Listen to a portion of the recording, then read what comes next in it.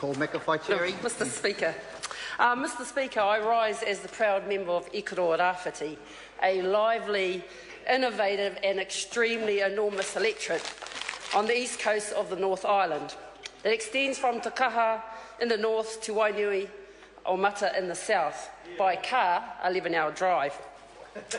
Mr. Speaker, the people of Ikaro Rāwhiti are not seeing any benefit from this government's economic strategy. That's right, which strategy? What strategy? When I first came into this House, one of my first questions was to the Minister of Economic Development, Mr. Stephen Joyce, and I asked, what was his government doing to grow jobs in Ikaro Rāwhiti? His reply, and Mr. Speaker, I paraphrase here, he said we're growing jobs in 3 areas. 1, oil exploration, just like Taranaki. 2, the Ruataniwha Dam. And 3, wait for it, a cycle track. A cycle track, people. That's it, folks. That is the economic plan for Ikaro Rāwhiti, Hawke's Bay, Gisborne. And I can tell you there's no one that I know that has a job from any of those think big projects of this government, and I can guarantee you neither will they see one. Clearly, Mr. Speaker, this government is out of touch. It is out of touch with Ikaro Rāwhiti. It is out of touch with regions throughout New Zealand.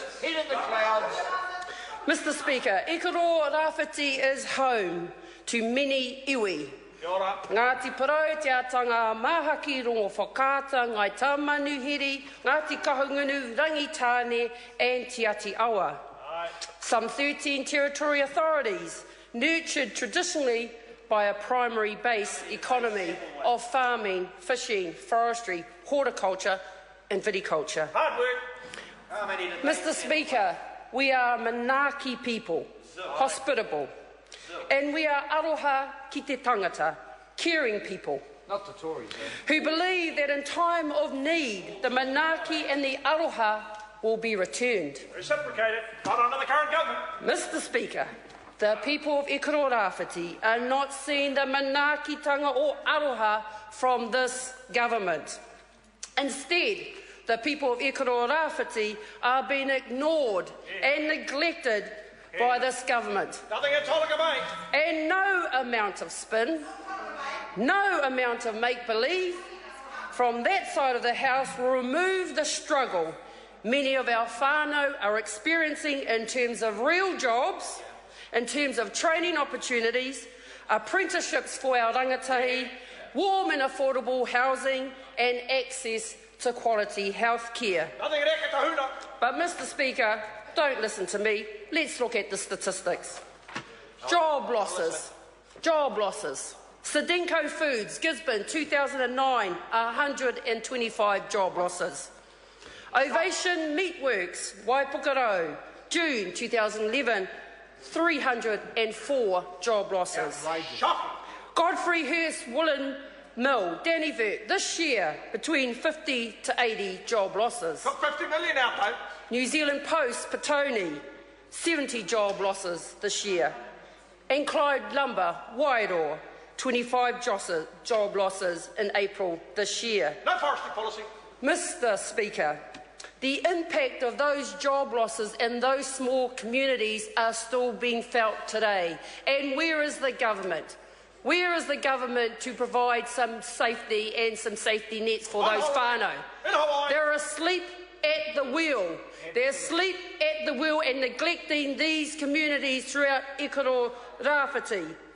Let's turn to youth unemployment, something that I'm very passionate about.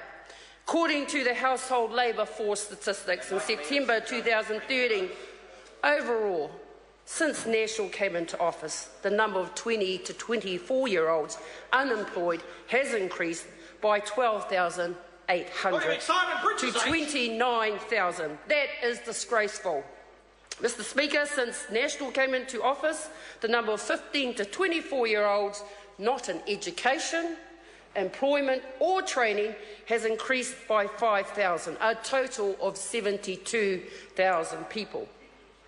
Mr. Speaker, you can ask, so what will Labour do when they come into government?